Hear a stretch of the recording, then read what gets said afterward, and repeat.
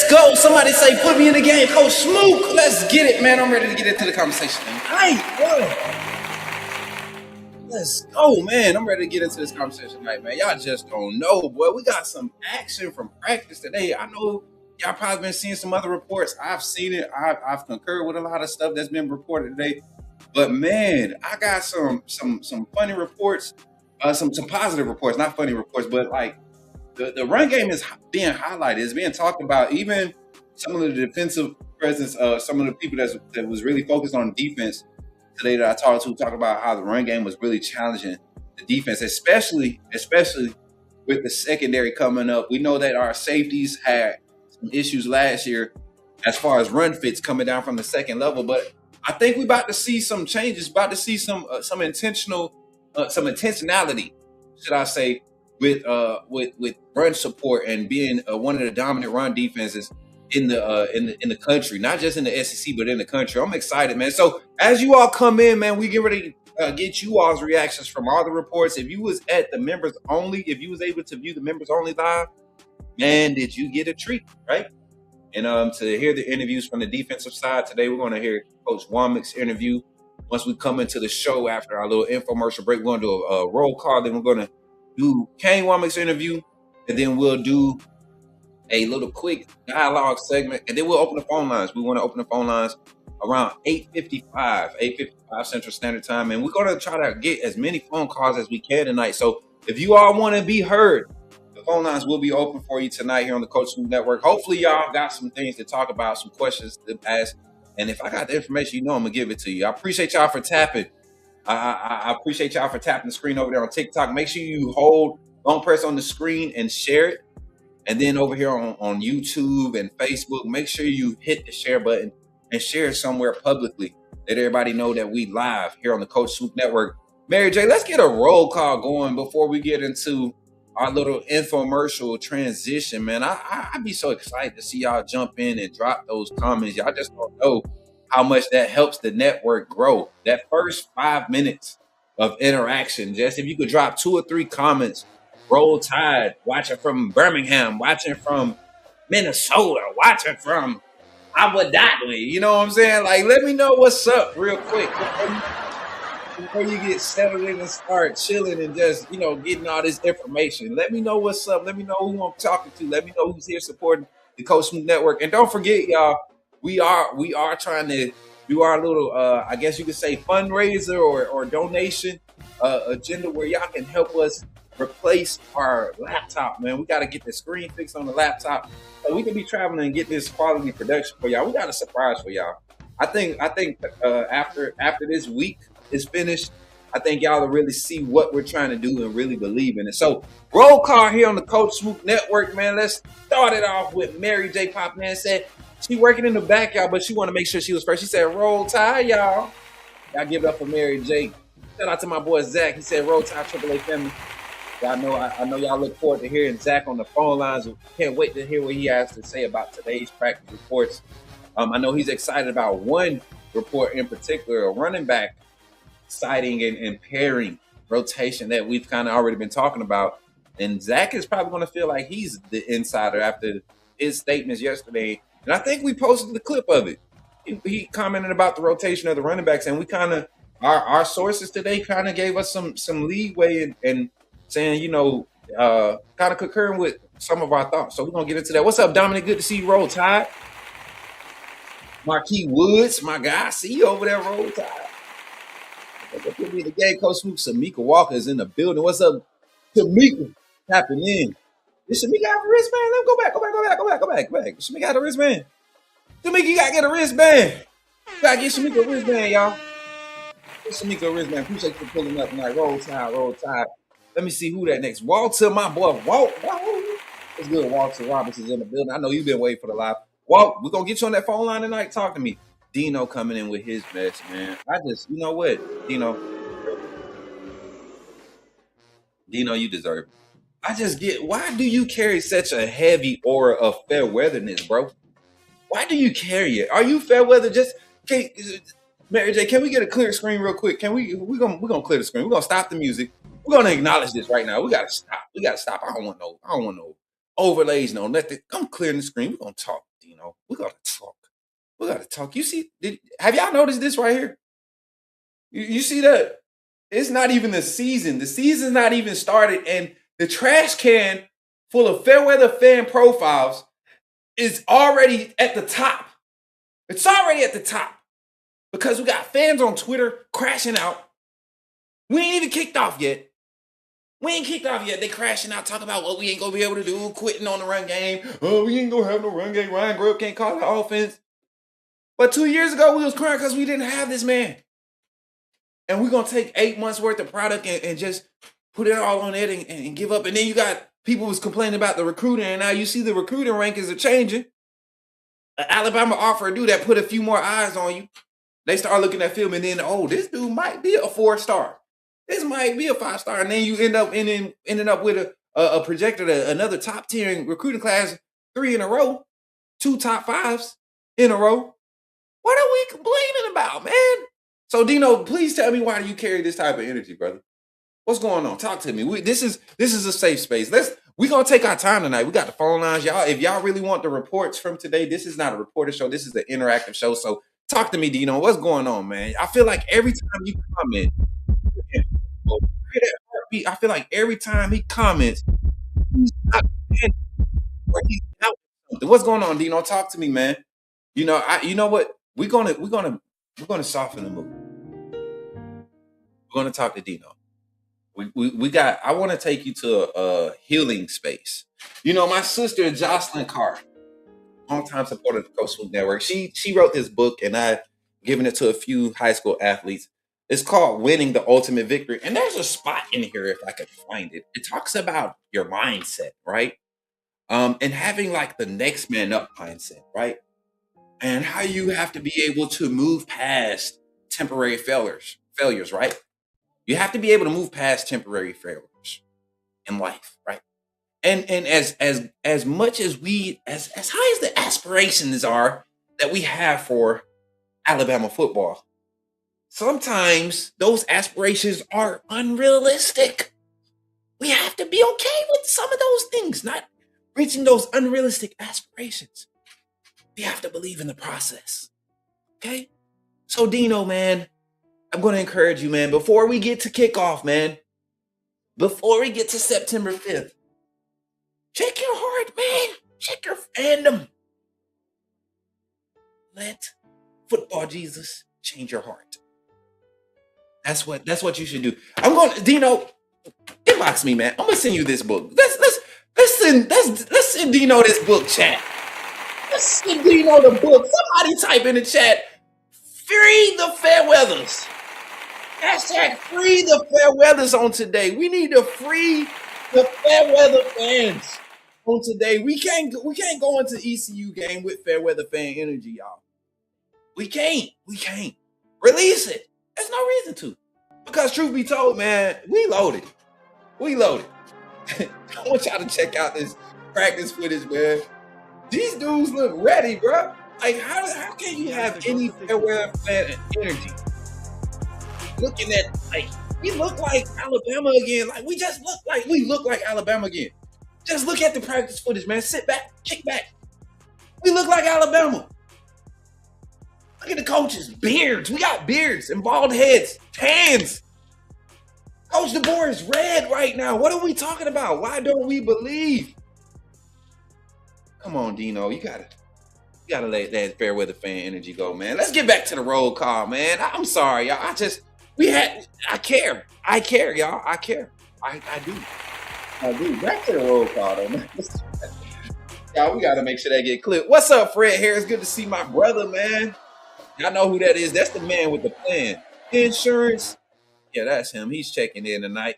One of our sponsors. Guy, good to see you, man. Roll Tide, good to see you. I hope y'all got the energy. I hope y'all picking up on this energy. Got this post-workout energy for y'all tonight.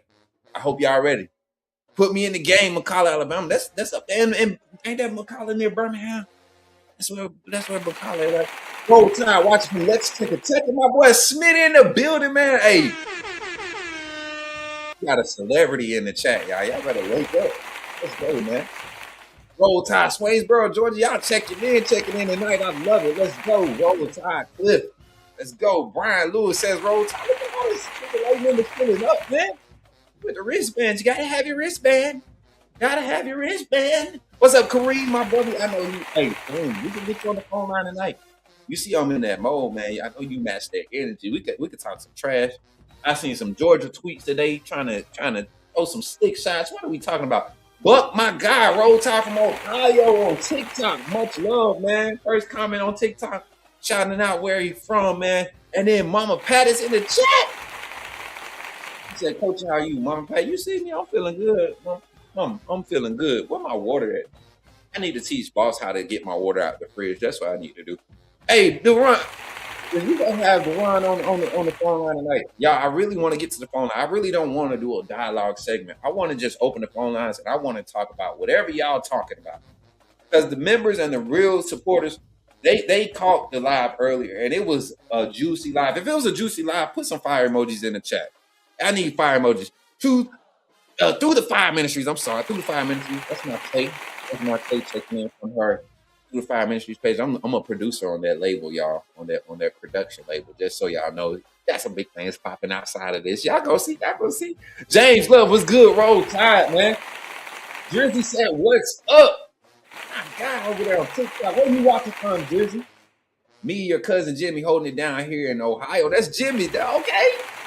Jimmy over there on TikTok, man. What up? We talk in the building. Hey, we at home now. Y'all know we really going. We got at home. I'm in Montgomery. He went talking. He literally, hey, Bama Mac, put your hand out. Give me some dap, bro. Put your hand up there and just dap me up real quick. Dap me up real quick. That's how close he is to me, y'all. For real. You see these long arms, boy? I just dap my boy up. But my power went out, so I'm sitting in my dad's car charging my phone and listening to Coach Smook. Hey, now that's dedication, man. That's dedication. That's support. That's real, man. Dothan in the building. Link, man. Look, I'm seeing all. Listen, y'all think I'm tripping. Y'all might think I'm doing too much. Y'all ready to talk Bama football? Me too. But I'm so appreciative when y'all get interactive like this. It lets me know that y'all ready to hear the good talk. So we're gonna get into it. We'll get everybody as you got new comments coming in. We'll acknowledge them. But let's get into the conversation tonight. Let's get into the phone lines here on the Coach Smook Network. But first, we're going to give everybody a chance to join the AAA family. I'm telling you, if you are not a member, I seen the tweet. I wanted to acknowledge it, but we not. I seen the tweet. Listen, you're not necessarily paying for the information. I think I put out enough information to keep everybody on the right side of knowing. Right? Can we be fair and say that?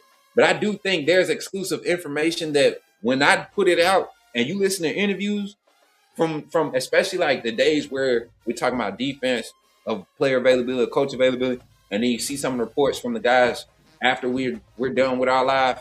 I think it's so beneficial and it's worth it. $5 is worth it. So think about becoming a member of the YouTube channel. Appreciate my boy Bama Mac for becoming a member. Y'all make sure y'all show him some love, man. Bama Mac. Appreciate you, my guy. Mike Jones, what's good, man? Good to see you, man. Let's get into this show, man, here on the Coach Smook Network. But first, think about becoming a member of the AAA family by doing this. Glad you chose to stop by the channel today. Just wanted to give you an opportunity to really become a part of this community here at the Coach Smook Network. We like to call ourselves the AAA family. The AAA stands for authenticity above all. We just want to give you an opportunity to become a part of this community because we're growing and we're doing something special here as a fan base, not just for Alabama, but the fan community as a whole. We're creating an environment where it's safe to be yourself, be authentic, and meet people who share the same passion you share, whether it's for the same team or not. You can do this by becoming a member of the AAA family. You simply start by just clicking the link provided to you by one of the moderators in the chat, or it'll be pinned to the top of the chat. Click that link. It'll bring you to my homepage. When you get to my homepage, make sure you hit the notification button and turn on all notifications. Understand that there are multiple ways to support the channel, and each level has its perks. You can go through and read each perk. As we continue to grow, new perks will be added to each level. One thing we would like to highlight that all AAA members are greatly appreciated. It does not go unnoticed that you have taken time and hard-earned money to support this channel. Once you join, YouTube is going to ask for some payment information, and make sure you monitor your subscription dates. Also, if you really want to get interactive with the community and find out what's going on, think about joining our Discord family. This is where you can get into all the fan talk of the community, and also there are networking opportunities. Please be mindful that there are rules and that we expect everyone to treat everyone with respect. Also, if you're looking to partner with Coach Smook Network or sponsor, please hit us up at coachsmooknetwork@gmail.com and our staff will get back to you in a timely manner. I'm your boy, Coach Smook of the Coach Smook Network, and I thank you for supporting this channel.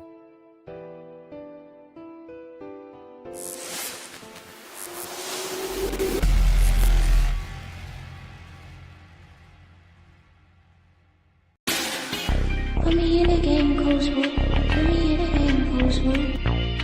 Like, share, subscribe. You know we keep it live. Put me in a game, Coach Smook. Put me in a game, Coach Smook. Put me in a game, Coach Smook. Put me in a game, Coach Smook. Put me in a game, Coach Smook. Put me in a game, Coach Smook. Put me in a game, Coach Smook. Put me in a game, Coach Smook. Like, share, subscribe. You know we keep it live.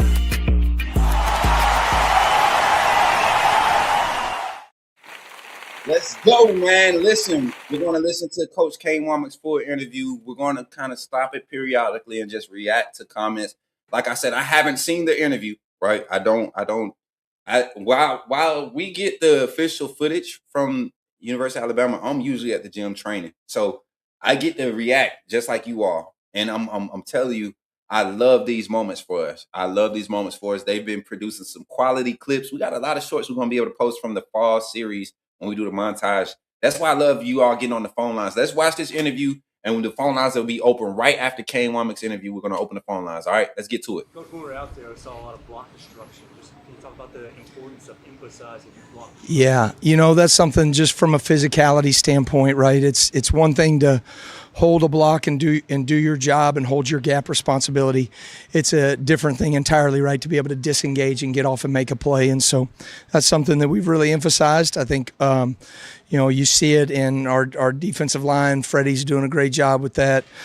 C-Rob's group, and then really those linebackers and safeties and secondary support are starting to really fire in there, right, and then be able to disengage. So violence is how you have to play the game to stop the run consistently, and it's an area where I thought we were too inconsistent a year ago, and so that was something we wanted to make sure we addressed. Who have you seen take strides in that area? Well, you mean individuals? I think you've got some of the younger guys up front that have really taken some steps and strides in the right direction. I think it's certainly, Terrence Green is a really good example of got to go a little bit limited in spring ball, and then you watch him now.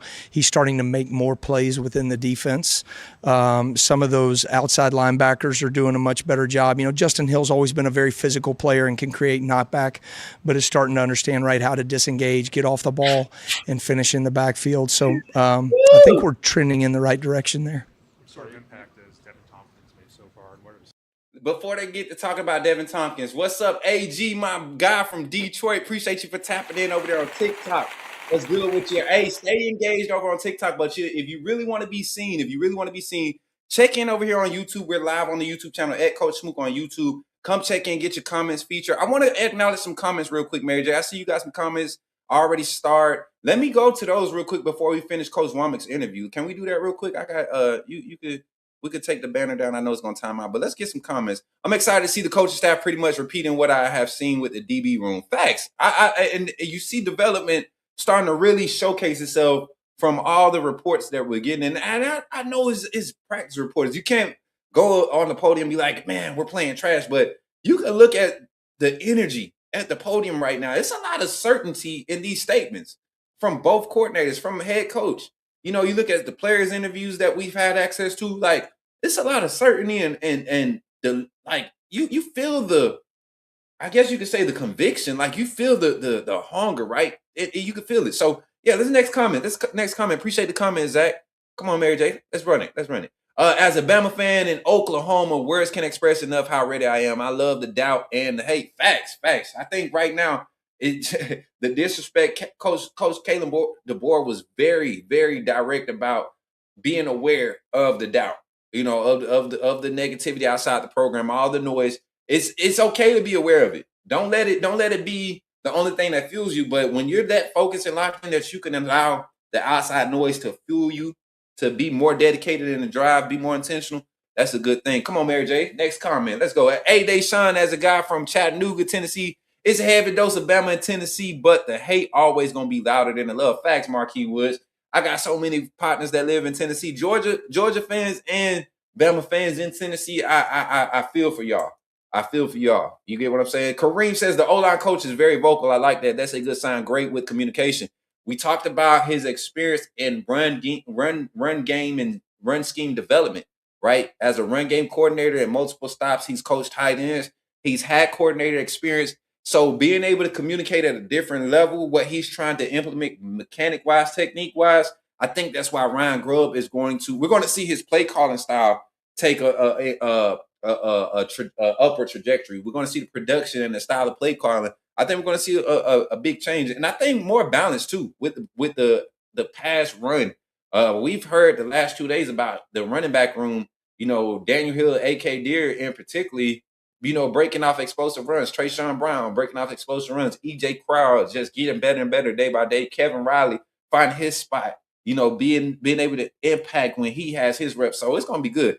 Coaches seem ready for the season. I only hope that it runs off on the players. You have to think, man. I don't think the players care too much for the glimmer and like. I think they're more so worried about each other this season. And members, y'all know we have certain conversations, and in those conversations, I tell y'all, I kind of express like from a standpoint of not a fan, but like as a coach, how I would evaluate these happenings and these behaviors. My guy Buck says Womack trusts the D-line more than last year D-line. I think we can see that already. I think even with having Luke Metz and QB Reese and Abdul Sanders Jr., guys that he's developed, he's confident in how they're going to be able to start the season with some of the opponents. I think what they've been able to do developmental-wise in the scheme is going to help them grow. So let's get back to Coach Womack's interview real quick, and we're going to let it run through. I'm going to try to let it run through, y'all. Don't beat me up. Y'all know my ADHD bad. Y'all just bear with me. We're going to have the phone lines open here in about 5 Devin is he's a special skill set just to be that big and athletic, and he can move and do some things both from the bandit position and from the 3 technique position. It allows me as a play caller, right? There's a lot of different things that we can do with him, but just his physicality, his ability to take on blocks, disengage. When a lot of times offenses are trying to figure out how can they attack that C gap area, right? So they're going to create, tight ends in that to create a C gap area, right, or a split zone concept, right, or insert somebody back inside. And so if you can constrict that area, right, it makes it more difficult to run the ball, right, or for the ball to be able to wind back. And he is a very physical presence in there. You look at the tight ends in our league, and there's some really good tight ends, but he's going to be really hard, right, to be able to say, okay, we're going to put a tight end one-on-one with him and win in that C area. So it definitely helps the dynamic of what we need to do to stop the run in that regard. Players in Bandit that might be kind of working in that mix as well. In the bandit position, yeah, we've got there's a number of guys, right, that are in that spot that are getting reps right now. Edric Hill is actually doing some in certain packages for us, and then of course Cavante Henry, Desmond Zulu is in there as well, and then we've got you've seen us last year. Even there's packages where. Hey, so everybody who's when they say Cavante, they talking about Fatua. Fatua is what we know him as, number 14, defensive lineman. We talked about his impact last year as Kelby Collins went down and John Latham was down, LT Overton was down, and it was he played some big minutes against Missouri, I believe that game was. He had some big tackle for losses in that game. Him and Edric Hill, Asai Fager, they had big games. London Simmons, they had big games in that Missouri game when we were kind of hurting up front. James Smith was injured. I think Quay was out, so you had Yanzi on the field. That was probably when the defensive tide started to turn for real in the season when those guys were up front. So it's not crazy to hear him kind of mention those names, but one in particular, Desmond Zulu. His versatility to be a wolf and bandit Edric Hill, that's another surprise for me. Him being on the edge. So, like I said, I think there's a confidence in the defensive front to where you're so versatile that if you need a heavy package with versatility, guys like Edric Hill, who are 289, 285, 290, that play interior but have the versatility to get on the edge. Jeremiah Beeman, I guarantee you see him getting some opportunities out there. Like you said, Devin Tompkins is the lead guy there. I just and then when you go small, you can bring those wolf guys that fit the mold. Yanzi, Justin, pairing those guys on the edge and putting those bandit guys on the interior because they give you those skill sets. So I think it's going to be crazy good for the defense. Where Yanze is playing bandit, and a lot of it is just based upon what we feel like we need, what we want to anticipate from a stop in the run to a pass rush standpoint. Even Yanze sometimes goes over there right when we don't want to, drop him out in coverage, right? If we've got a simulated pressure and we're leaving the bandit on as part of the rush. So. Listen, did I not just talk about this scenario earlier this morning before practice? Did I not just talk about this? We need to find the clip. I literally talked about these packages where you could. We talked about it this morning, chat.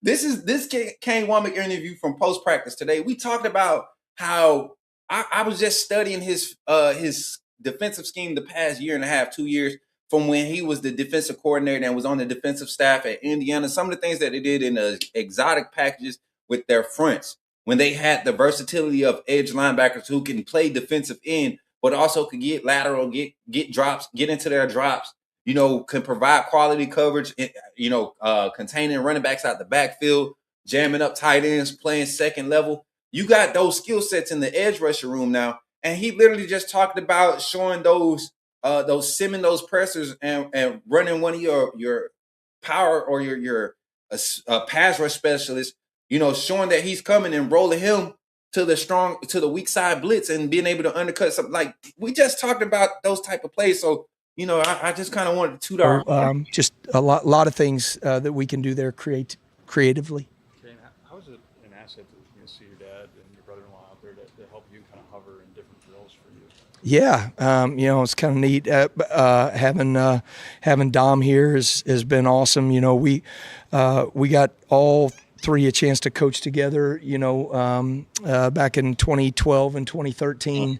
And this is the first time that, Dom and I have gotten to coach together again. It's awesome seeing him in his element in the weight room, and Dave Ballou does a fantastic job. And, Dom has just got such great experience, and I think he's brought a lot to the table for us and our players. And you see a lot of guys that have already kind of gravitated to him, which is really cool. And those guys, they set the tone in the offseason, right? And there's a product that we get with great energy, passion. Physically, our guys are in a much better position because of what Dave and the rest of our strength coaches are doing in there. And then, my dad, it's been awesome. He's here for at least a week every spring and at least a week every fall camp. He's out there roaming the sidelines. He's usually the one on game day that's further out on the field than the rest of us. He called the games in the box for like 20 years. Yeah, I don't think y'all understand the value of having the presence of. Just imagine Kane Womack, the blessing that he has right now. I know I keep stopping it, y'all. I'm sorry. We're gonna open the phone lines. We probably could react to it on the phone lines. As a matter of fact, this is my last statement. We'll have the rest of the video posted. As a matter of fact, I can actually post it while we're live. Now I'll post a full interview on the YouTube channel while we're on the phone line, or right after we get off the phone line, so y'all can have the whole interview from both coordinators over the past 2 weeks. We'll just put a whole montage of all the interviews together and label them and give that to y'all. How about that? Give it up for y'all, man. And I just want to acknowledge the new members of the AAA family. We got 45 people, 47 watching, and we only had 25 likes. Thank y'all for allowing us to, helping us hit that 25 like goal that we always trying to hit. But we would love to get to 50 likes on tonight, man. Y'all really been doing y'all big one with supporting. Make sure y'all take 10 seconds to share the stream. If you're on YouTube side, make sure you share it on Twitter, Facebook, however you want to share it. And then on TikTok, repost it, man. We got a lot of comments over there. I see y'all running there. My guy, Buck, Jimmy from Ohio, he's running up the comments. Britt, I see you with the gifts. Thank you for the gifts over there. I just want to acknowledge everything. Now, what I wanted to say before we get out of here, just imagine being Kane Womack right now, the defensive coordinator at Alabama. You have Coach Saban, who has his own office still at the facility. He just drops in whenever. You got access to him. You got his number. Coach, what you think about this scheme? And then not only that, but you got another coach that coached during the Saban era that Coach Saban adopted, schematical concepts, right? Adopted concepts.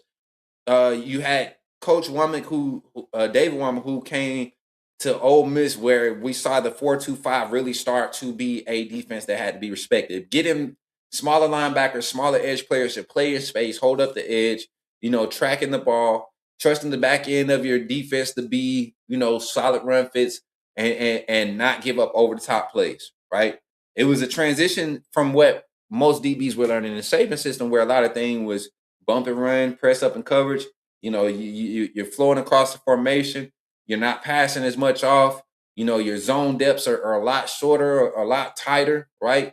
You carry through a lot of different coverages, and you break display, or you break rule of thumbs based off of concepts that you're reading, based off the guards, based off the offensive line movement. So it was a lot extensive, and the Womack system it has a lot of those pencils, but it's very much more simplified in a read and react vision coverage type of setting. So to have access to be extensive on concepts with Coach Saban, right? His knowledge there. Then to have your dad who gets exotic with space, right? And the scheme. And then you have your brother-in-law who's there, who's just an analytical guy with the numbers, that's been on staff and is kind of like going to give you the numbers where, certain play calls the percentages for success in those play calls. And all that is comfortable for you. You got a guy in Chuck Morrell who's developing your linebackers, your play callers. He's been with you for 3 seasons now. You guys have extensive experience in working together in previous staffs, right? And a lot of Chuck Morrell's concept of developing linebackers align with Kane Womack's, right? So staff is just coming together and blending defensively. I think we're gonna have something crazy to watch and enjoy with Alabama football. Now, without further ado, y'all, let's go ahead and get into the phone lines. When we come back, 334-625-1121. Again, 334-625-1121. Here on the Coach Smook Network, man. Somebody type it in the chat. Say, put me in the game, Coach Smook. We'll be right back.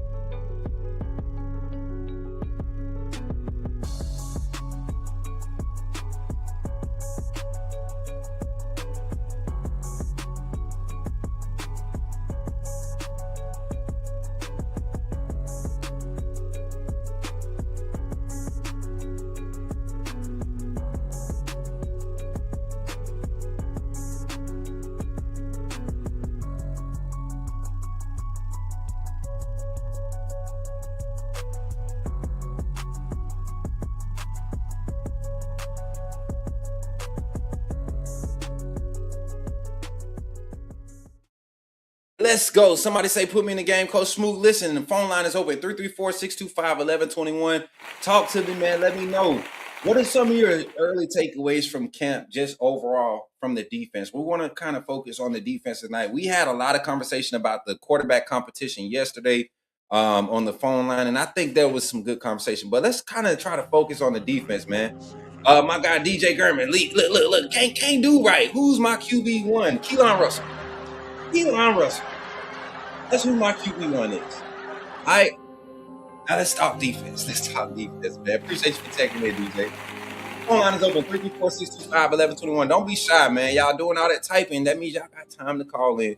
Ain't no need to be scared. It's only 104 people between all platforms watching. And we just waiting for y'all to run these likes up, because we should be close to 50 now, man. We got 51 people watching in the YouTube chat. I'm going to need you to go to your room, sir. With all that noise. I'm going to need you to head to your room. Yes, sir. We got our first call on the line. Y'all already know who it is, the voice of the AAA family. Let's get to it. Call from Zach Willie. Yo, Zach. What's up, man? You in the game. Talk to me, man. What's good? What's good, Coach Smook and my AAA family? How are y'all doing this evening? Man, we good, man. We good. We good. I see you outside pulling I up. mean, I'm inside now. We came in. I got my phone charged and everything. But yeah, I had to make sure my phone was charged so I could call in. Hey, I know that's right, man. Talk to me, Zach. What are some of your takeaways from today's reports? I mean, just overall from camp thus far. We're 6 practices in, and as you can see, we're fully padded. Coach Womack was very much upbeat about the performance from the defense today. I think from Mm-hmm.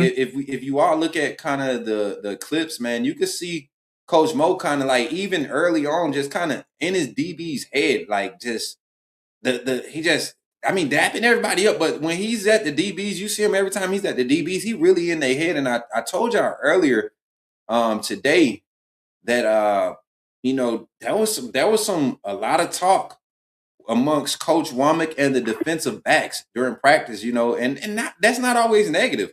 Maybe they've set a bar and he's really trying to push them to keep raising the bar. So what's your thoughts, man? Let's Right. let's get into this conversation. Yeah, I agree with you. Yeah, they probably set a goal for themselves, and Coach Mo and Coach Womack both are making sure they don't just hit the goal, but super exceed the goal. You know, so that nobody can move the goalpost and say they was this or that. You know, if they just meet the goal, if Mm-hmm. they super exceed it, then hey, it shows that hashtag Bama back. Yes, sir. Yes, sir. That's exactly, and that's what I'm saying. Like, not even Bama back, but this process was a lot different from what Coach Hmm. Saban process looked like, and there's nothing wrong with that. I need Alabama fans to kind of just be on that type of time. Kalen DeBoer and this staff have kind of they've made the adjustments, the necessary adjustments for us to kind of trust the process that they're implementing for this new era of college football. I think that's what we're starting to see, and even the doubters, even the doubters that continue to just kind of question every little thing about development, how practice looks, even like drills like this. These are things that I felt like Coach Saban, if our DBs were working on drills like this, you wouldn't see so many broken tackles the last 4 years of Coach Saban's tenure. It was so many Right. times the old school style of practice. We would get clips and be so excited about it. Man, they knocking that sled around. And man, you see these guys doing agility stuff and warm ups, D line, O line, doing flexibility drills, power drills, using that focus on base, hand placement, all of the mechanical things that you need to be repping high speed every day. You see all these drills being ran. So I think the culture is being embraced finally, and I can't wait to see what happens. Give me some more thoughts, Zach. Yeah, I'm excited to hear that our boys Luke and AJ are doing good and continuing to push for those starter reps at the inside linebacker position. And getting out there on the field and showing that they belong. And the interior D line is what we need. The size, height, length, like Kane Walnut said in his first interview.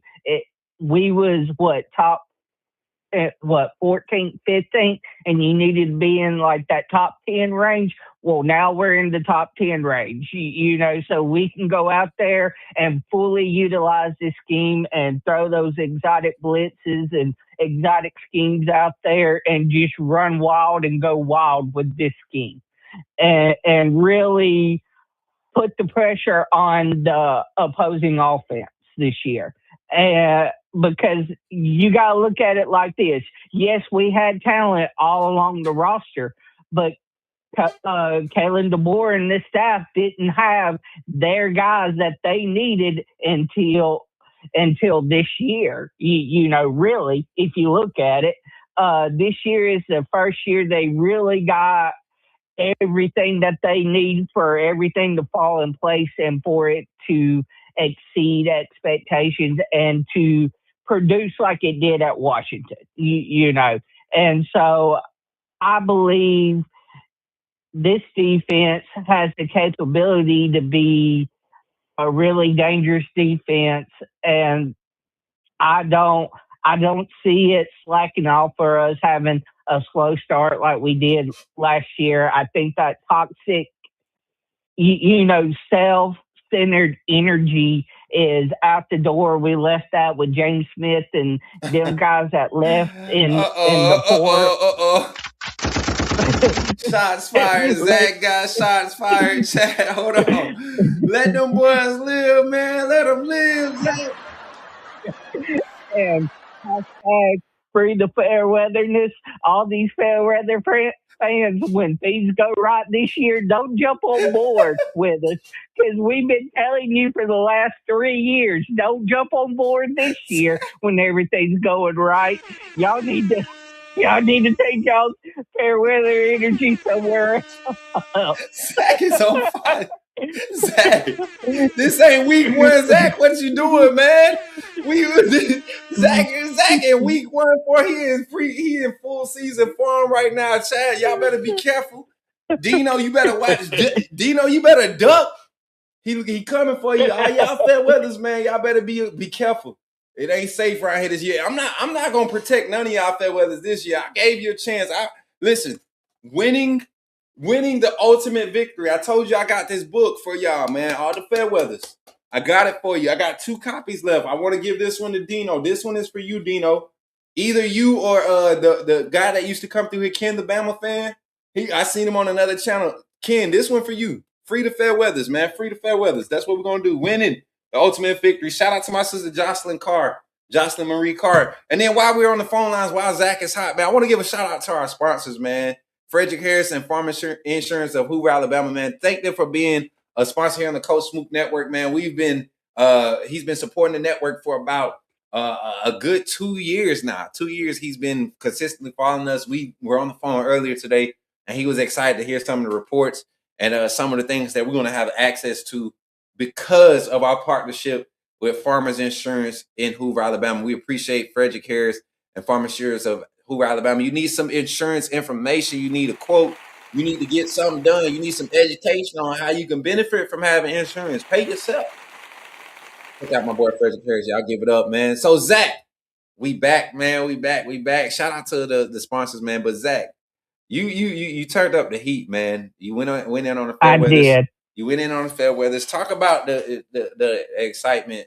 What about the development in the inside linebacker room really truly what did this room give you a feel of? Like if you had to compare them to a previous Alabama linebacker core, inside linebacker core, who do you see this group kind of giving us the production? Like I don't see a Reuben Foster or a Rolando McClain in this group, but I do see big production in a new way for them to kind of set the tone like those guys did for the Saban era. I think they're going to set the tone for the DeBoer era. So when you think about it, who comes to mind, Zach?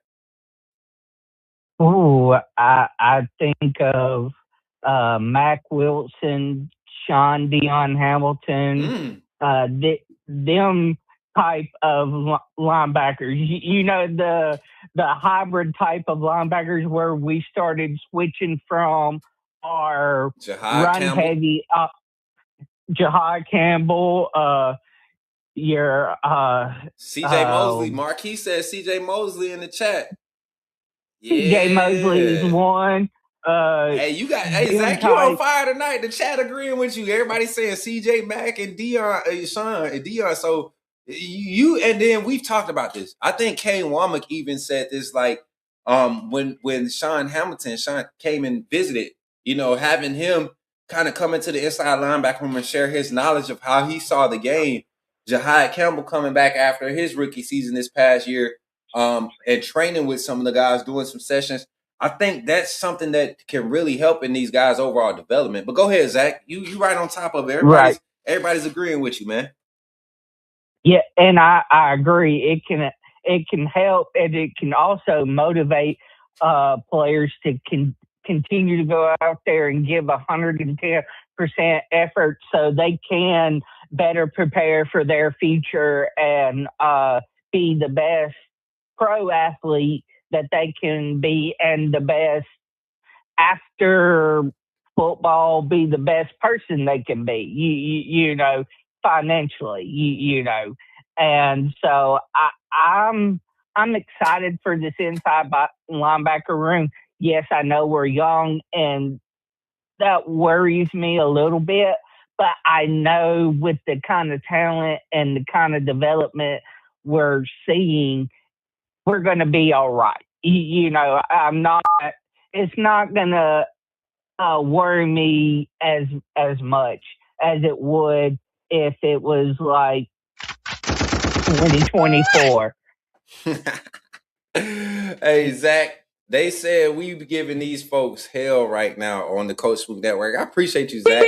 Zach, final thoughts, man, as we get ready to open the phone lines back up. Give them your final thoughts, Zach. I appreciate you for bringing the fire tonight, too, man. I felt like you was going to be on one tonight after the members only live today. Zach, kind of talk about the members only live in your closing statement, if you don't mind, man. I think a lot of people, they don't, I'm not going to say they take it for granted, but because of the transition we went through last year and how limited we were with with the transportation to and the communication with the staff, I think with our sources, I think people kind of lost faith in the members only content, you know, up until like the middle of the season. But now they're seeing like what we're doing and where we're showing up at and how things are transpiring and the conversations we're having in the morning. That's open, right? And then the conversations we have in that member only, and then to hear some of the reports from today, man, this is awesome. So closing statement, Zach, and then the phone lines will be open. Y'all get ready to call and talk to us, Zach.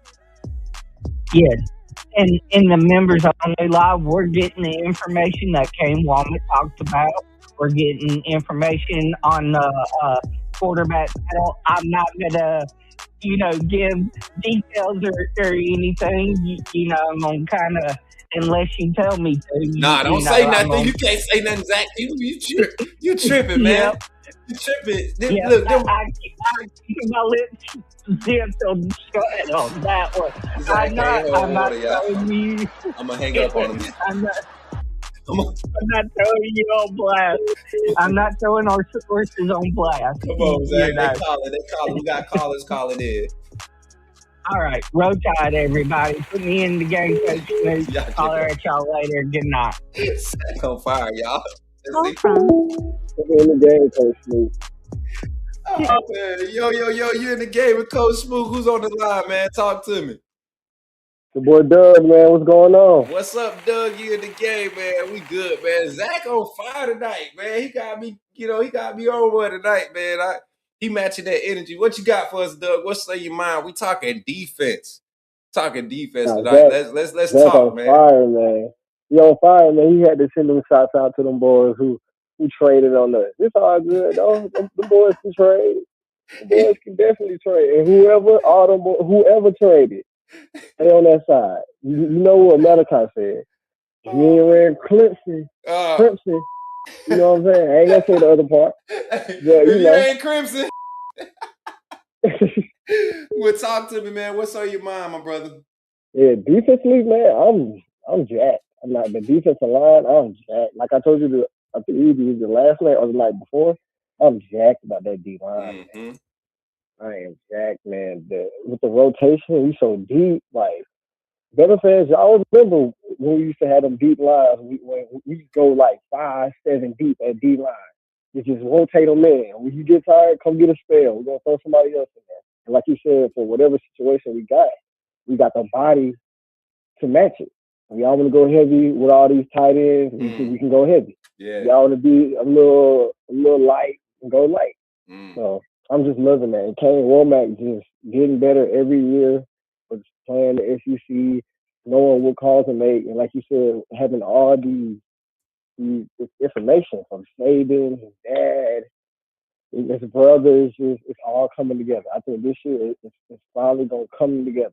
I think when people look at last year's production defensively, I don't think they really appreciate the type of turnaround we had from week 1 to week 6. And then the surge we saw from week 7 to week 10. Even against Oklahoma in the loss against Oklahoma, man, Oklahoma didn't beat us with their offense, man. They didn't beat us with their offense. They only scored 7 points offensively. We lost that game. Offense lost us that game. Come on, man. And even against Georgia, that beat down, they didn't run over us. The defense gave us 7 possessions in the first half. Mm-hmm. And then against I'm gonna say this too, Smook. Go ahead. Yeah, like you said, against Indiana, like the defense came out, we gotta stop. Mm-hmm. If the offense come out here and get a touchdown, that game is totally different. It's a different game. Confidence, morale. What's it? Yeah, do y'all not remember Ty Simpson having nothing but grass in front of him and trying to dump it off to Ryan Williams and throwing it behind Ryan Williams and almost getting that man knocked out the game? Do y'all not remember that? Yeah. Like I'm telling you, like you said, and we're trying to stick to the defense, right? We're trying to stick to the defense. Right. Where it starts, though, ultimately is in the trenches. And I think defensively, you start with the front, the interior. We've talked about it. I knew with having a healthy Jeremiah Beeman, London Simmons, the way he grew last year, getting Terrence Green, Edric Hill's back, Asaya Fager's back, Steve Bola's been a piece. They really, they had to get him to buy in and stay in. It was so many people that were so impressed with his size and his natural ability that were ready to pull him from truly trusting in developing. And I think I seen a comment. I think it was Marquis Woods talking about we're gonna need a solid 4 to 5 man rotation on the interior. I think we go deeper with the amount of personnel in that room. I think you have 14, 15 scholarship defensive linemen. I think you could use 12, 11 and be extensive and not be underutilized. I think with 60 snaps, you can go with D linemen 12. You can get 11 to 12 guys, 20 to 25 fresh snaps in a game based on the personnel we have. But go ahead, my brother. No, I'm loving it what you're talking about. I'm just listening. My ears are just they wide open right now because it's just like, brother, like I'm so jacked up by this D line. Like when we have a Bama fans, I'm gonna say it again. When we have multiple lineups with the D line, it's scary. We're talking about national title. Like it's right there. So people gonna say what they want to say. But like you said, Devin Tompkins and all them boys, like we're gonna be able to mismatch them. Like you said, having Jeremiah Beeman back, that is such a huge, like, people don't understand. That man has experience. That man has grit. That man has heart. That man had a neck injury. I don't think people realize that. That ain't no easy situation to come back from. Like, for him to come back this fast and be ready to go at training camp, I'm so happy, man. And to the linebackers, like, people sleep on the linebackers, but I think, like you said, Caleb Wilson and Luke Metz, those guys are going to turn some heads, man, really quickly. And the narrative is going to change, like, about the Bama team, because the defense is championship ready. I just wanted the nation to know that. The fan base, AAA company, the defense we're more than ready to go. We're ready to go. Ready to go. Look, I want you to answer some as we get ready to open the phone lines up, man. We done had 4 missed calls. I like that y'all got the phone lines hot tonight. I want you to answer some, and I'm trying to get this topic banner right for you, Mary J. There you go, right there. I'm gonna have the call-in topics at the bottom, chat. But I want to. Who do you think emerges as the energy guy across the defensive front, and not even just the energy guy? If you could project the energy group right now for the defensive front, like the guys when Alabama starts the game, they set the tone. Who's your 4 guys up front for you right now, based off of what you're seeing with clips, all the reports we're getting here? And one thing I need to publicly say this: like, it's some quality content going on with some of these Bama media outlets. I listened to a discussion with Jimmy Stein earlier today, and then I also listened to Ryan Fowler after our show. And man, the quality of conversation with the D line, that's why I'm starting to go late. They make me think outside the box in my approach, because they cover so much of the bases, but the extensive nature they cover the bases in and the details that they come in is like, man, I'm hearing the same stuff. So I'm appreciative of where we at. But Doug, who is the front four in the 4-2-5 scheme? If you come out in that base formation, who's the guys that you think just set the tone across the front? Talk to me, man. Okay, I got Pierre, Tompkins, Simmons, and Hill. Those are my four off top. Those are my four in the base. First guy. Those are my four. Who was that fourth one again? Hill. Edric Hill? Justin Hill. Justin Hill. Okay. So I see what you did. So you got basically you coming out with the 2 wolf package. You coming out with Yanzi basically as your bandit. You got Hill as your wolf, and you got who's your Simmons and Tompkins. Tompkins and Simmons and Tompkins. Okay. You got Simmons at your nose, and you got Tompkins at your tackle. Okay. I like that. I like that front. I feel like there's balance. There's balance there. Tompkins is sizable, man. I know on the roster, I think it says he's 290, 285, 290, 6'5". That's a defensive tackle in the NFL. That's a athletic defensive tackle size, but he's going to be a mainstay at the bandit on the edge, playing that, giving us that true defensive end technique, but to have the versatility to slide to the interior and play that two technique, or even play head up over the center in some of your exotic rush packages. I think that's going to be extensive for Alabama in their production. Final thoughts, man. My God, Doug on the phone. Final thoughts. I got 2 things I'm out of here. People, I'm gonna give y'all the name. Y'all already know him. That's gonna be an X factor this year. True freshman, Griffin, Xavier Griffin. He is gonna be the spark plug. He is gonna be. He might turn some games this year. He might make some plays that turn games this year. Remember the name, Xavier Griffin, number 11. Yes. Baller. And another guy I want y'all to put on notice. My guy, he just went through my mind. I can't remember his name right now, but Xavier Griffin, guys. He gonna make some plays. I can see it now. That's all I got for you, man. Roll Tide. Love you, Smook. Keep doing your thing, man. For sure, man. Keep you in the game, bro. I got you, man. Appreciate you. Phone line is open, 334-625-1121. We had 4 missed calls, 817-865-334. Appreciate y'all for calling in. Now's your chance to call in. We had 2 different 334 numbers call in. Y'all make sure y'all call Bama checking in. Bama, the people around the state. Alabama, I know that area code 334. Let's see, we got 865. Let's see who it is. Call from Marquis. Yo, Marquis, you in the game with Coach Smook. Talk to me, man. Man, what's good, Coach Smook? Hey, listen, you feel the energy. You feel the energy. You see it. You see it on the screen, too. You see it. Come on now. You see it. Talk to me, man. What's your thoughts? We talking defense tonight. Talking defense. Are we finally getting closer to that Alabama dominance, that Alabama feel? Is it new? How does it feel to you? And the other side of that, man, who's going to be the motor? The defensive line is kind of like the highlight of the day. Who do you feel is going to be the motor? Just give me some conversation around the defense today. Talk. It's on you, brother.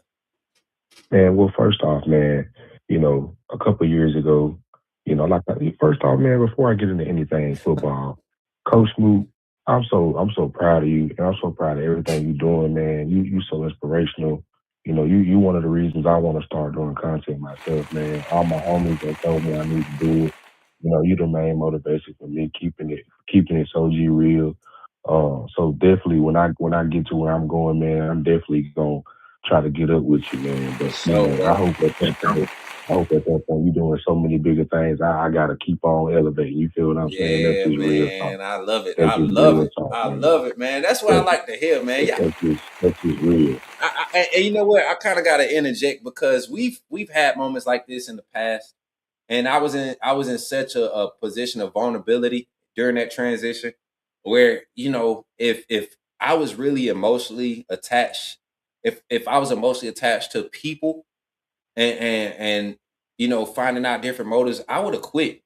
But I knew I had an assignment in this industry, and it's a lot of channels that they won't say it publicly, but Coach Smook I got thrown out in the fire, man. I got pulled onto the scene.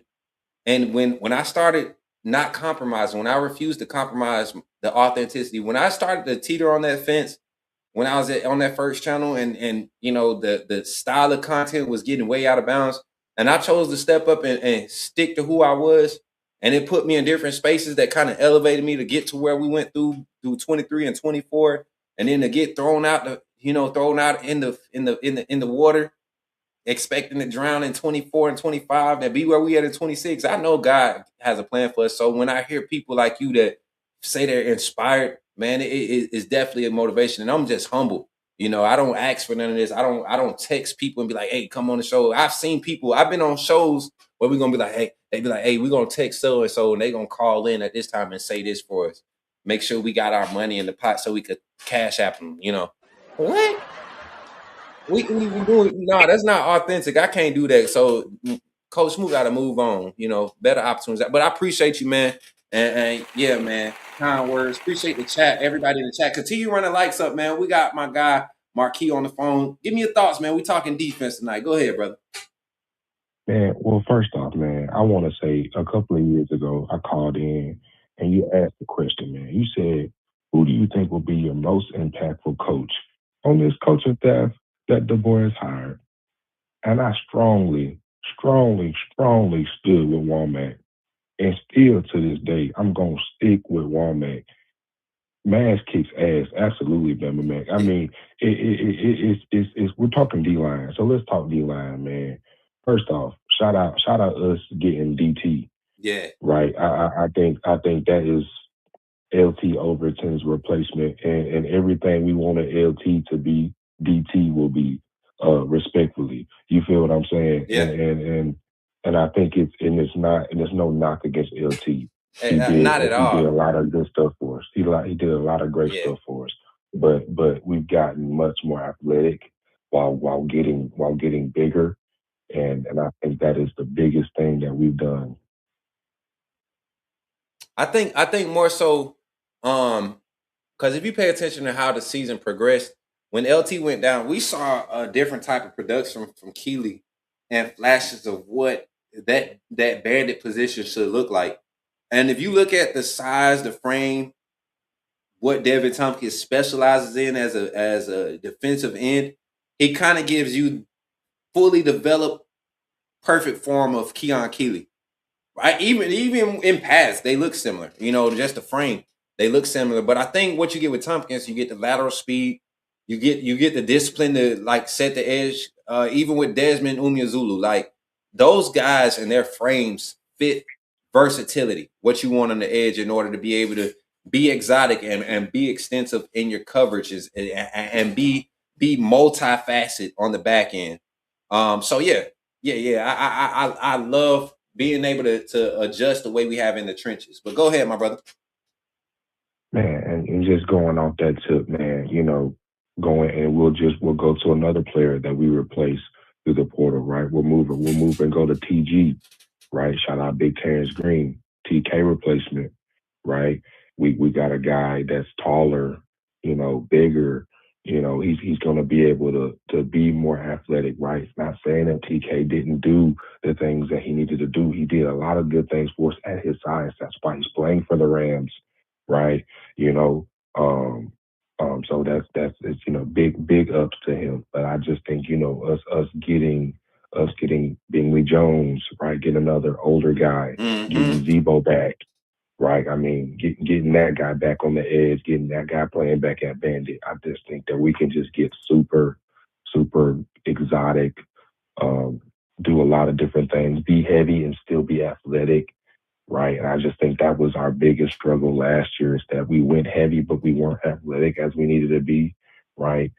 Had a lot of young guys, that needed to step up. But shout out London Simmons. I think he's gonna have a big year. He shouted out DT, helping him out. I mean, shout out JB being back. Shout out Jeremiah Beeman being back. We needed him last year. That's a big one for me. That's a big one for me.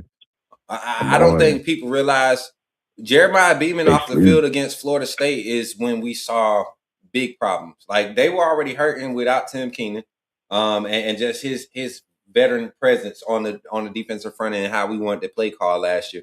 But when Jeremiah Beeman was off the field during that game, everybody forgets he played in that game. A lot of things didn't happen up front once he left them first 2 weeks.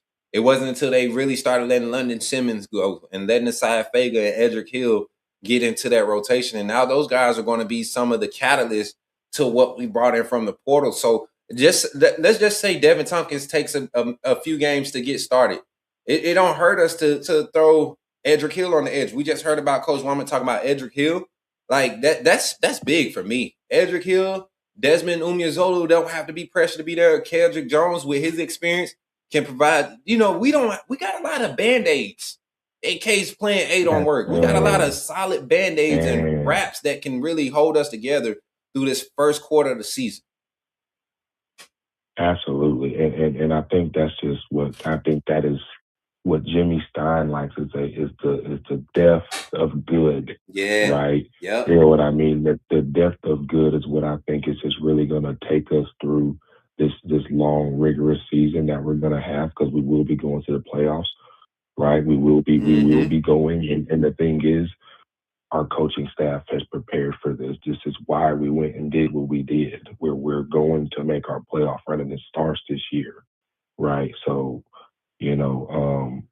I just think that we're going to be able to bring those guys along, if they are to come on slow. But I don't truthfully, I think with the schedule that we have, it's going to work out in our favor. I think around Georgia, it's going to start clicking.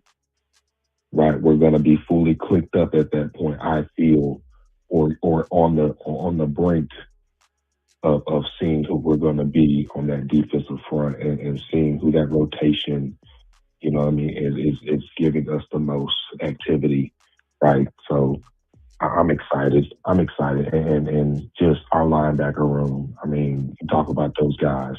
I think, like I said, I like QB.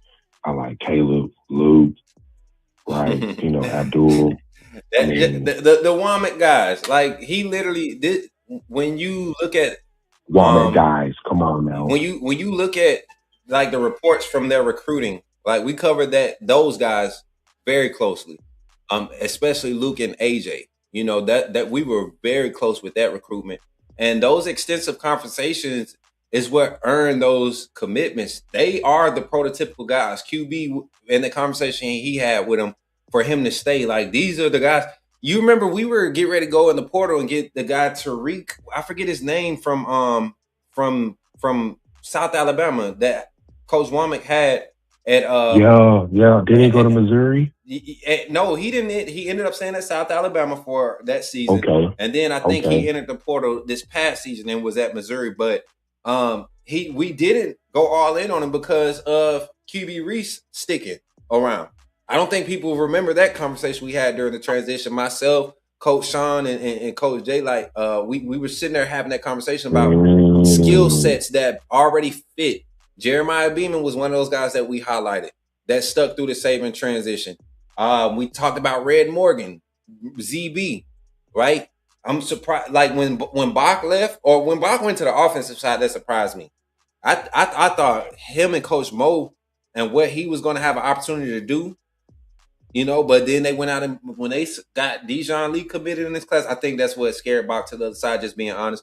But outside of that, man, you just look at the development on the defensive side. Kane Womack has had the most success overall with this since the transition and development. Final thoughts, man. Absolutely. Final thoughts as we got the phone. Man, bro, Marquis, I'm gonna be honest with you.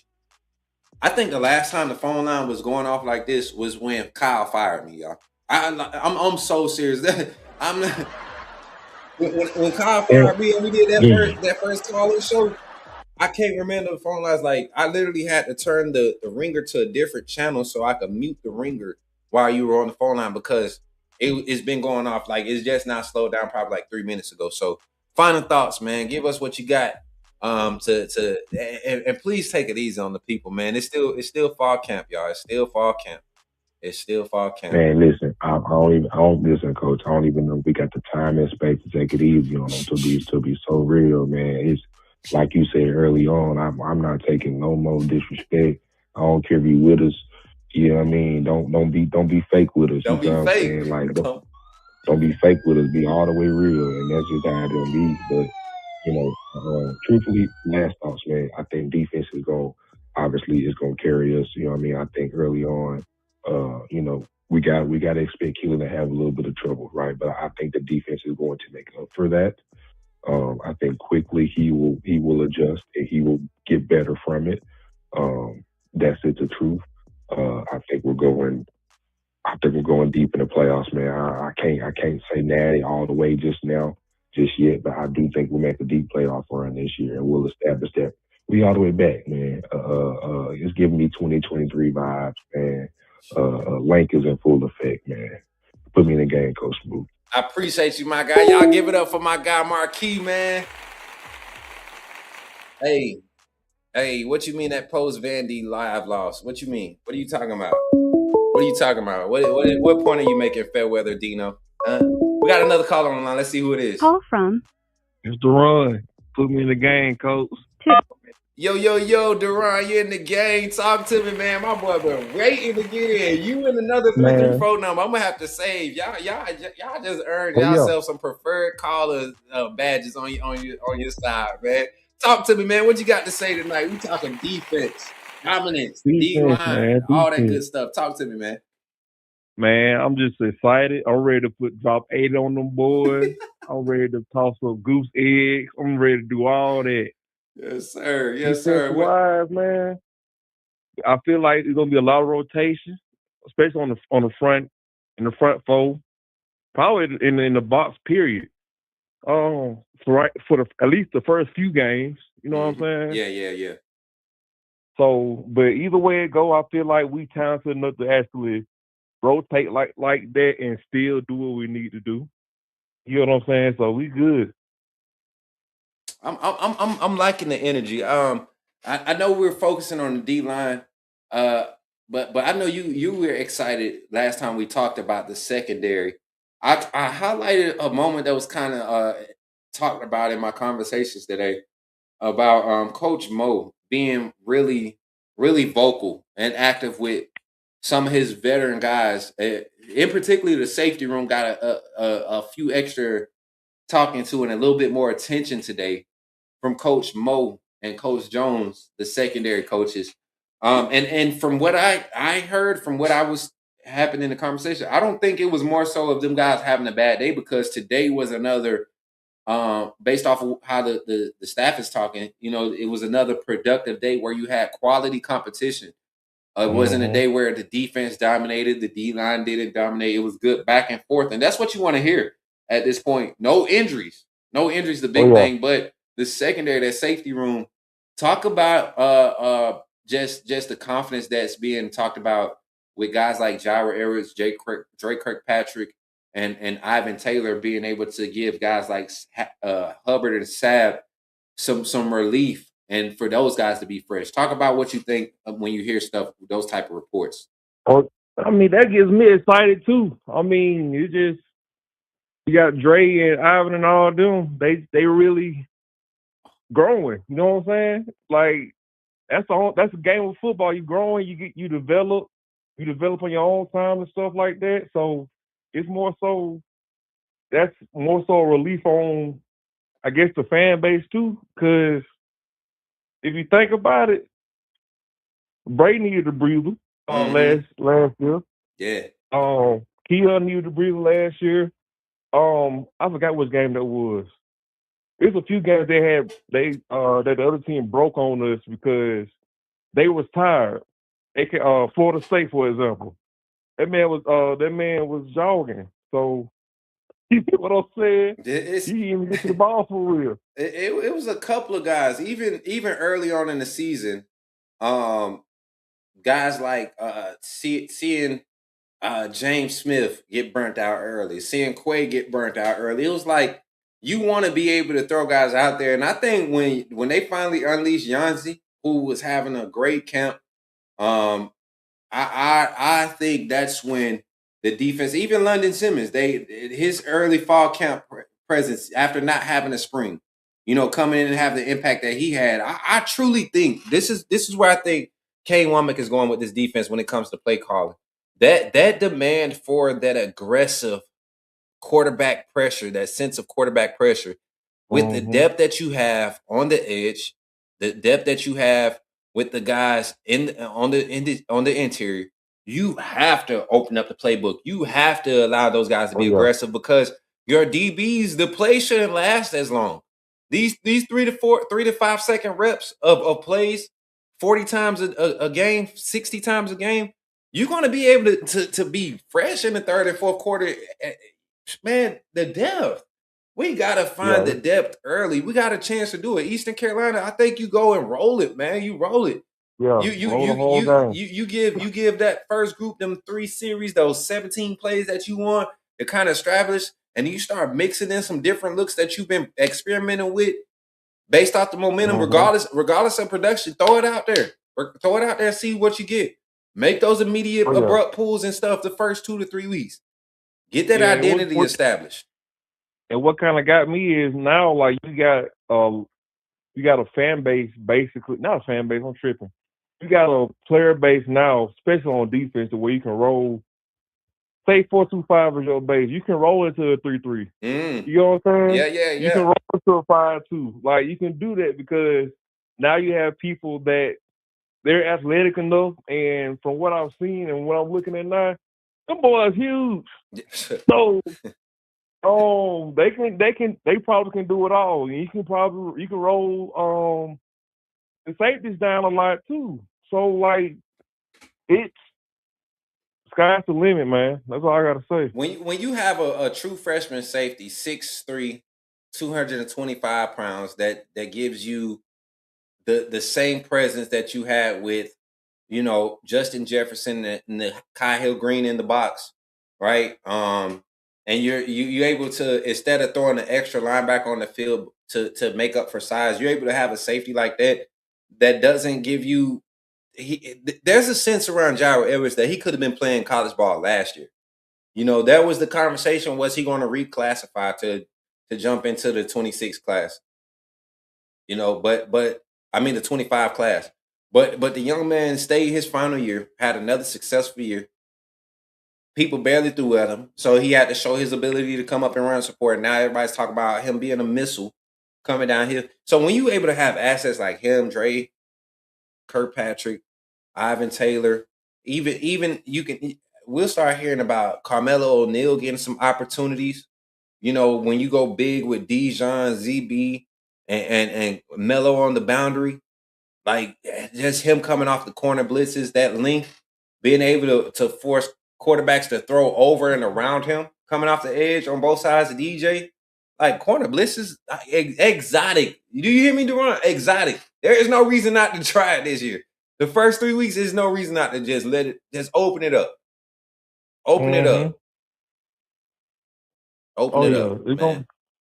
It's gonna be fun. I'm ready to see Kane just real deal, just call plays like a wild man. Like, you remember the interview that the coach from the Seahawks was kind of throwing shade at Coach Grubb, said he's never coached with someone and felt like, a guy really didn't know what he was doing. He didn't say Coach Grubb's name specifically, but a lot of Bama fans were kind of being, kind of hinting towards that what he was saying. I kind of read into it too. That's what he was saying. Like Grubb just picks plays and throws them out there, kind of hopes that they work. I feel like Kane Womack has my wife calling me. Hold on. Oh, his wife calling. Put it on 3-way. All right, hold on. He hung up. I was trying to get on 3-way so he could. Supposed to be on the phone. Marquis, you ain't supposed to be on the phone, big bruh. You're supposed to be on the phone. You ain't supposed to be watching them. You ain't supposed to be watching the podcast right now. Y'all better be. Let me get y'all in trouble talking about something. Y'all, listen, fellas, we got a few more weeks till they give us our passes. Don't be messing up. Don't be out here messing up and trying to blame it on me. Talking about, I was watching Coach Smook. No, you wasn't. I ain't make you watch me. I ain't tell you to come over here and watch me. Talking about you was watching Coach Smook. No, you wasn't. You wasn't on the phone with me. Let me stop, man. Appreciate you, Marquis. Y'all get up for Marquis being on the call line.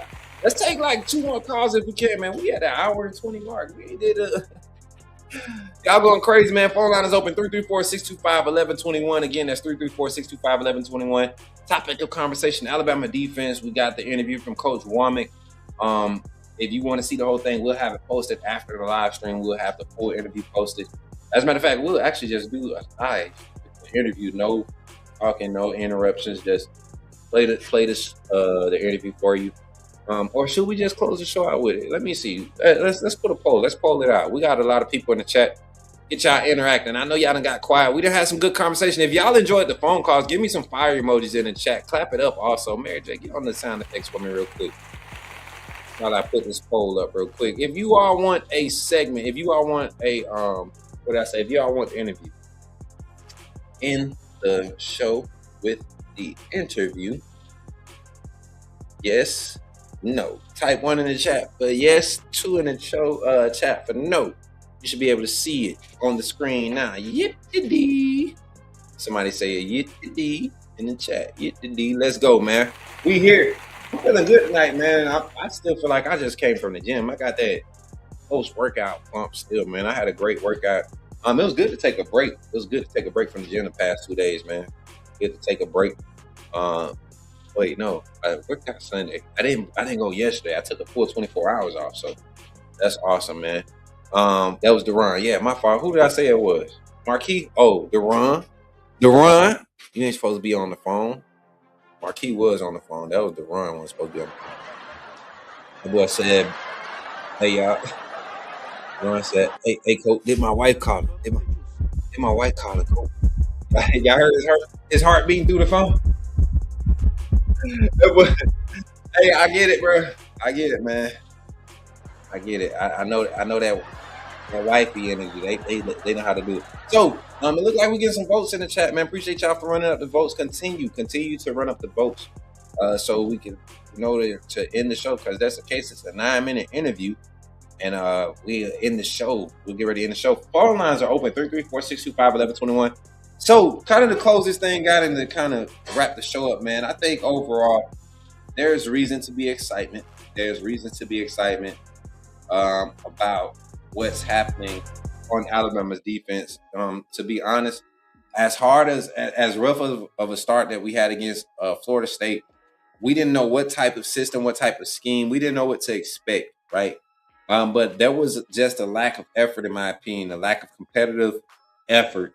And we didn't see that defense show up like that ever again, right? We did have spots in games, like all good defenses do, where you gave up 1 or 2 explosives, but that bend but don't break mentality became an identity, and it allowed us to be a lot more aggressive in key moments that were game-changing moments, right? Think about the pick 6 against Oklahoma, pick 6 against Tennessee. A lot of momentum-changing plays. The pick 6 against South Carolina, and to start the game, and really because the offense only scored 1 time in that game against South Carolina, I believe. Or we had 2 scores, the late score to kind of seal it with Jeremy Bernard. And just like my boy Marquis said, we're gonna go as far as Keelan and the defense take us straight up. Not just Keelan, but the offensive line, man. We've had some great reports and some good things about the offensive line creating some explosives in the run game. Even today, fully padded, full contact, still able to create some explosives with this defensive line and the guys that we're seeing. Daniel Hill, A.K. Deer, mainstays, guys that we expect to be the number 1A and 1B, the 1A, 1B combo, the 1-2 punch to start the season off.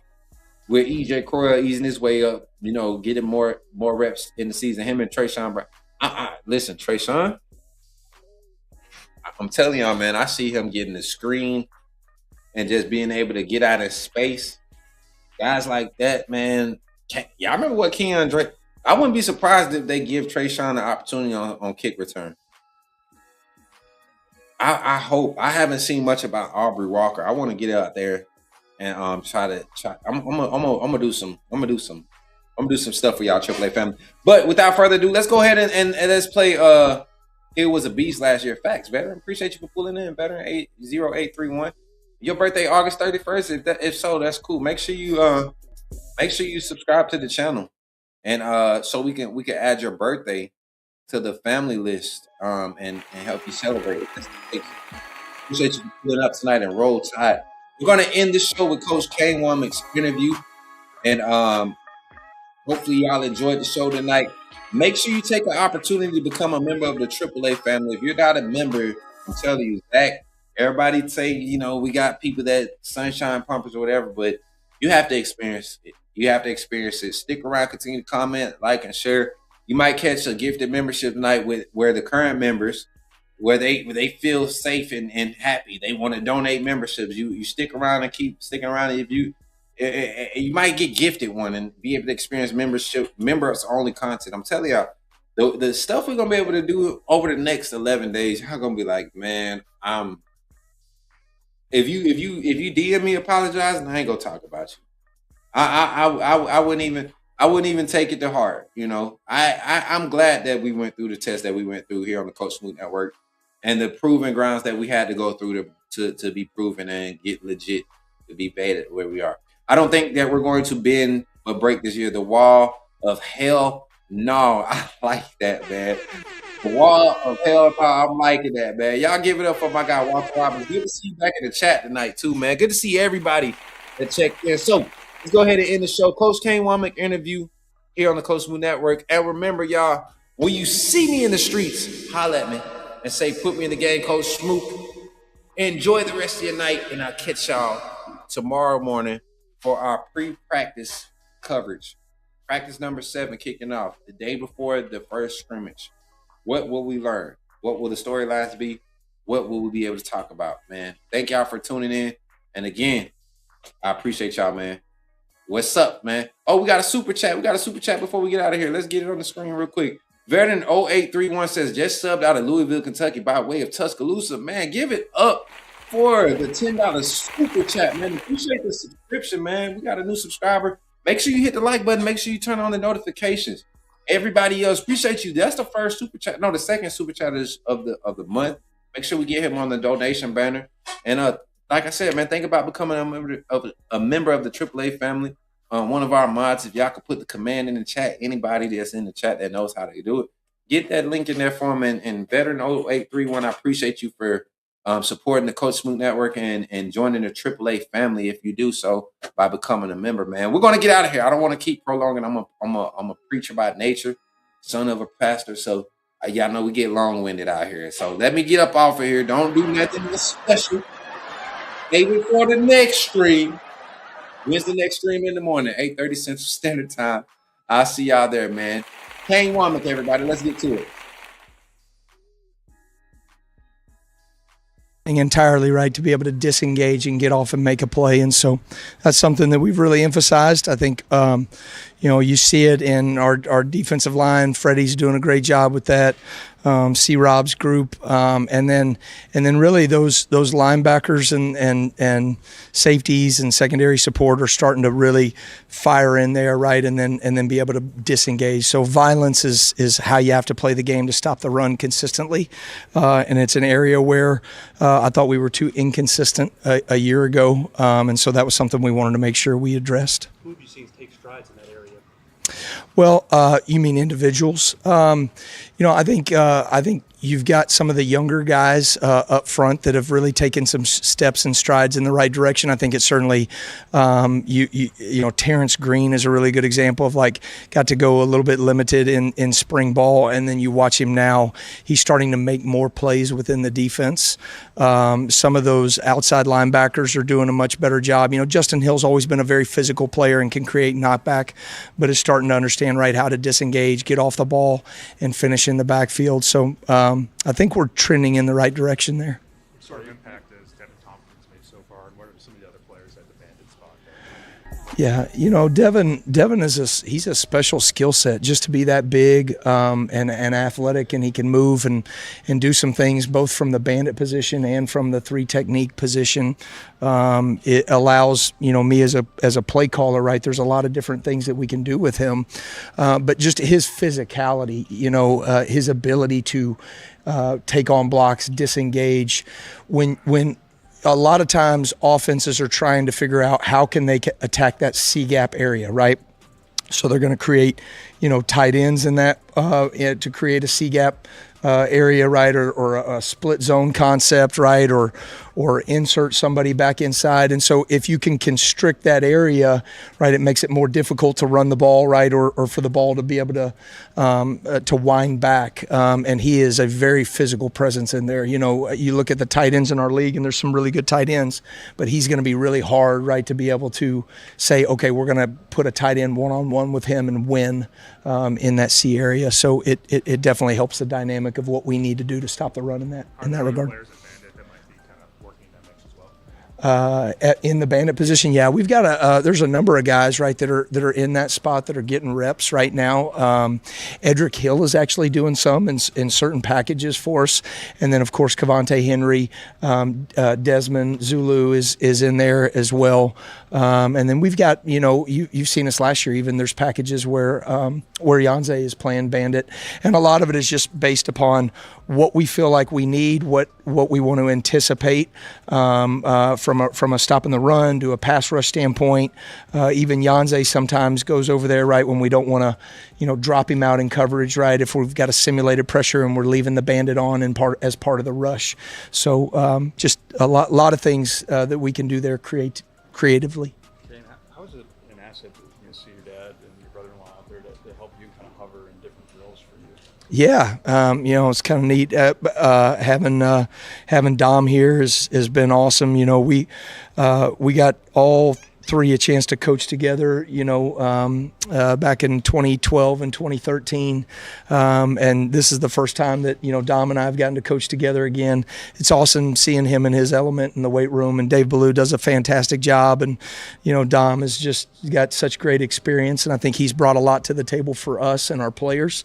And you see a lot of guys that have already kind of gravitated to him, which is really cool. And, you know, those guys, I mean, they set the tone in the offseason, right? And there's a product that we get with great energy, passion. Physically, our guys are in a much better position because of what Dave and the rest of our strength coaches are doing in there. And then, you know, my dad, it's been awesome. I mean, he's here for at least a week every spring and at least a week every fall camp. He's out there roaming the sidelines. He's usually the one on game day that's further out on the field than the rest of us. He called the games in the box for like 20 years, so he has no sideline etiquette. But it's awesome to have him as a resource. I know you guys don't like to tackle to the ground in practice because that's how guys tend to get hurt. But how do you make sure there's not a price paid for that in terms of broken tackles in the fall? It's a fine line, right? It's something that coaches, we continue to ask ourselves. I think it's a year by year adjustment, right? Do you have older players, you know, that you feel like you can trust in certain areas, but you always are bringing younger players around? I think this day and age, I don't think you can ever sit there and say, okay, well, we got enough guys that know how to tackle, so we're not going to tackle in fall camp. And so for us, you know, you want to be very intentional about that. You want to teach the guys there's a certain way to play, right? Just because we're live doesn't mean it's live across the board. You know, you get a chance to hit somebody over the middle in that situation. You'll see, you know, some of our guys have tagged off in that situation because you don't want to take a cheap shot on a guy. But you know, my job, right, as a coaching staff, our job is to physically get our players ready to play the game. And a lot of it, right, is the energy and juice and the passion that they play with as well. You know, we didn't do a good enough job at the beginning of last season. We got hit in the mouth early against Florida State, and we didn't respond in the second half well enough to go win that game. And so some of that you can say is tackling, but some of it, right, is the passion, energy, and juice that you play with, and both those things have to show up. Today, all right, was the first live work that we got. You saw our guys at the beginning of practice do a really good job of playing with passion and energy, and Patrick Murphy came in and talked to the team about Mudita, right, which is a genuine excitement for your teammates, almost more than yourself. And so that really was impactful yesterday when we heard that message, and it was something that we've kind of been talking about and searching for. And so you saw that early, but then as practice went on, right, you had guys that started to kind of lose, you know, they're getting tired, right? They're starting to wear down, and keeping that same energy as a defense as well. So tackling and energy, all of that goes in hand of being an efficient tackling team. What are your expectations for Yanze after the big year that he had last year? Well, I think Yanze has just continued to take steps in the right direction. I mean, here's a guy at the beginning of the season where, he was played a role for us, right? But his role continued to increase and grow. And, I've made no bones about it, right? We haven't had probably the pass rush that we would like over the first 2 years, but Yanze started putting us in a position to where we could do some more things on the back half of last season. And I think that he's continued to elevate his craft. Right now, he's got a lot of confidence when he comes off the edge. You can see it in his movement, his anticipation, and those things got to translate to game day, but certainly excited about his trajectory. Yesterday, Ryan Grubb was asked who's been tough to block. So I want to ask you the reverse of that. Who's been tough to cover, to defend? Yeah, that's great. I mean, obviously, Ryan Williams presents a lot of challenges for us. There's things that you have to sit there and say, okay, we've got some great DBs that, we're going to be able to go one-on-one and play man-to-man. But how often do you want to do that? How consistently do you want to do that? Because, Ryan can win. He also, is a guy that when you get him the ball just in space, he's hard to bring down with the first guy. I'm excited about a number of our running backs. I think we've taken a step in the right direction there. Some of those young running backs are really impressive as well. I think our tight end room is continuing to improve in their physicality. I've gotten to work with Richard Owens before. He's a fantastic coach, and I think brings a level and presence to that room from a physical standpoint that I'm excited about. And then, some of those O-linemen are really fighting, man. I think Dave Ballou and his strength staff have done a great job with those guys in the offseason. I think Adrian Clem is doing a really good job with those guys. And so I'm excited to see us, get to put it all together. We got a lot of work to do across the board, but excited about the trajectory of where we're headed. What do you see from Luke Metz over the summer, and what do you expect from him this season? Luke has always been a guy that when you watch his tape, the energy he plays with, the passion he plays with, and the physicality. And I thought at the beginning of spring ball, he got a little bit where he was more concerned about, the scheme, right, and making a mistake, and he was playing a little bit hesitant at the beginning of spring. And so talk to him like, hey, man, go back to who you are and what you do. You're a guy that can go run and hit and be decisive. And he kind of took that to heart. He took strides as we moved into spring ball, and then you saw that through the summertime, and right now he's playing at a very high level. So excited about him, excited about a number of those linebackers right now that are really playing aggressive. One of the things that I think you see from our defensive line playing more consistent right now is that because they're in their gap and they're doing their job, the linebackers are now playing more aggressive. The safeties are coming down and fitting more aggressively because they have confidence in guys holding their gap responsibility. So all those things, right, go hand in hand when it starts up front.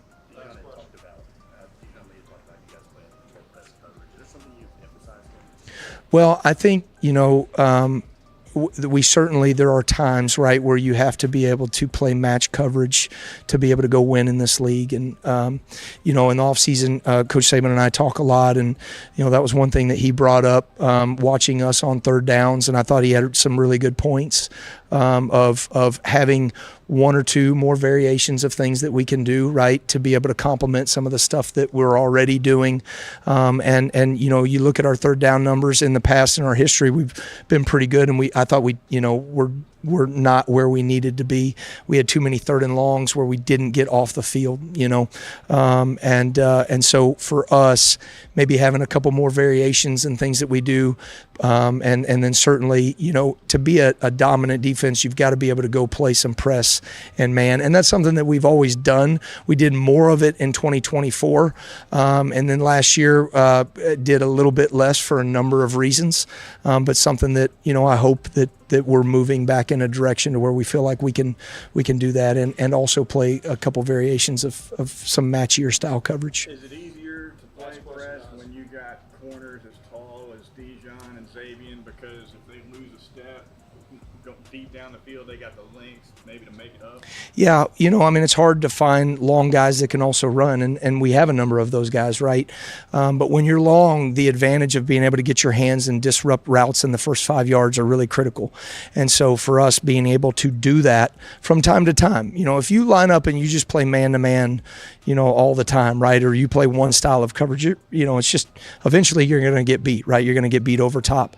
And so there's a fine line, right? We're going to play, we play a lot of vision style coverage, right? Because, we're going to make teams snap it again, right? We're not going to give something up over top and we're going to rally to the ball and create takeaways and all that. But you've got to continue to mix those things. And being in press and having those long DBs gives us the option to do some of those things from a coverage standpoint within the first 5 yards. So I'm excited about what they're doing. I think Mo Lindquist is phenomenal in the fundamentals that he's teaching with those guys, and they all seem to be taking the right steps. All right, thanks.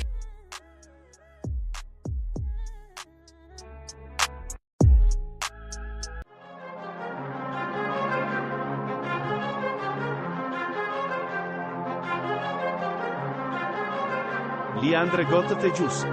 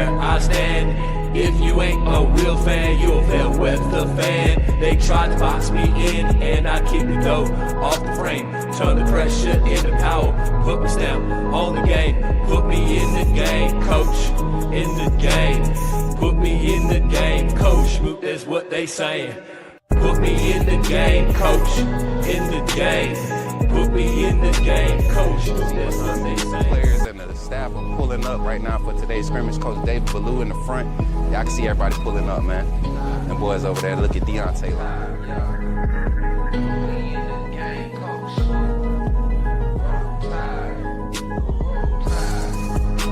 Hey, y'all, I'm walking out of Walmart. Check, what's your name, bro? Man, my name Michael McKinney, man. I'm a true Alabama fan, and this man does a good job on his podcast. What's up, bro? Reviewing Alabama football. Keep doing what you're doing, man. Appreciate that, bro. Roll Tide, man.